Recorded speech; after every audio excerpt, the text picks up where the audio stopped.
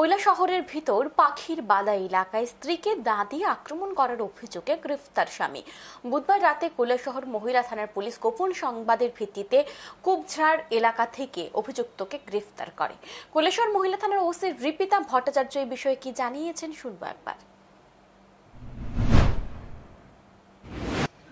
গত মাসের 20 তারিখে আমাদের কাছে একটি অভিযোগ আসে যে একটি মহিলাকে ওনার স্বামী দা দিয়ে প্রাণে মারার চেষ্টা করেছে। তো সেই কমপ্লেন মূল্যে আমাদের পিএসএ কেস রেজিস্টার হয়, যার মামলা নম্বর হয়েছে 6/24। তখন সে যে অভিযুক্ত সে পলাতক ছিল, কিন্তু গতকালকে একটা গোপন খবরের ভিত্তিতে অভিযুক্তকে আমরা কুবচার এলাকা থেকে অ্যারেস্ট করেছি।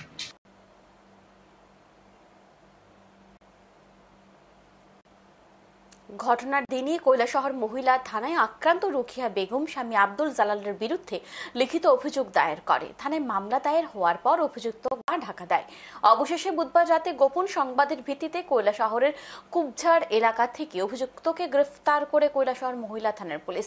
বৃহস্পতিবার দুপুরে ধৃত অভিযুক্তকে আদালতে সোপর্দ করেছে কৈলাসহর মহিলা থানার পুলিশ।